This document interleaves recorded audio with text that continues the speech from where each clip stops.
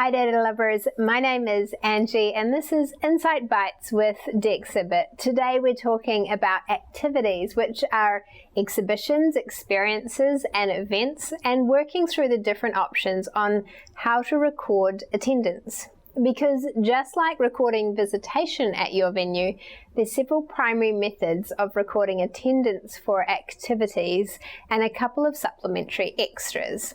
But first of all, when we talk about activities, it's a bit of a catch-all term because at visitor attractions, what visitors come to your venue to do can mean a lot of things. It could be an exhibition, special or temporary. It could be an event, big or small, whether that's one-off, recurring, or seasoned with shows.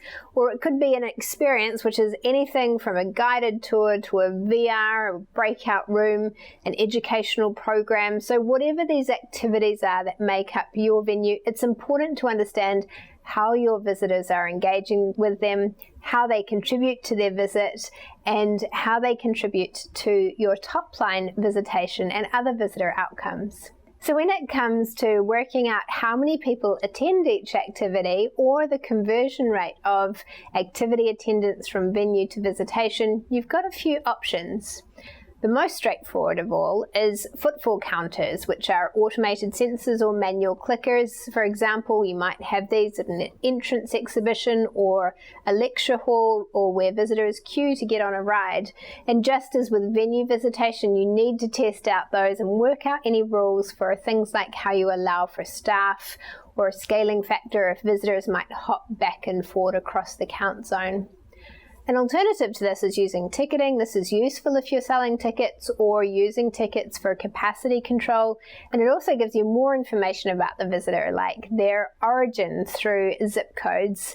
So if you choose ticketing as your method, just like for venue visitation, you'll need those business rules on what ticket products and types you'll need and your status for your accounts. For example, when you're looking at an event pre-sale, you'll want to reference the sold status date timestamp in your counts versus when you're planning forward of how many visitors to expect on your Saturday matinee.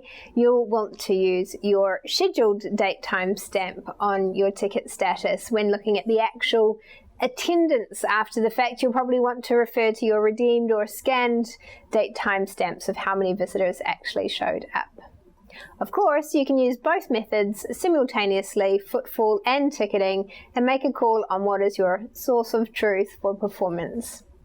In some situations, you might have a supplementary count to these methods, such as member pass scans, although it's preferable to simply have a way to include them in one of the above methods to keep things simple. As an alternative, if you use location analytics like RFID or Wi-Fi, you can potentially use these as a rough estimate of visitor conversion in attendance to a specific space within your venue as a percentage. However, we do recommend using a more precise count such as footfall or ticketing for visitor numbers in particular, and rely more on location analytics for understanding visitor movement and behavior. So that's the 1, 2, 3 on how to count visitor activity attendance. So if you and your team would benefit from insights on exhibitions, experience and events, talk to us about Dexibit's forecasts, insights, dashboards and reports. And I'll see you again next time for another episode of Insight Bites.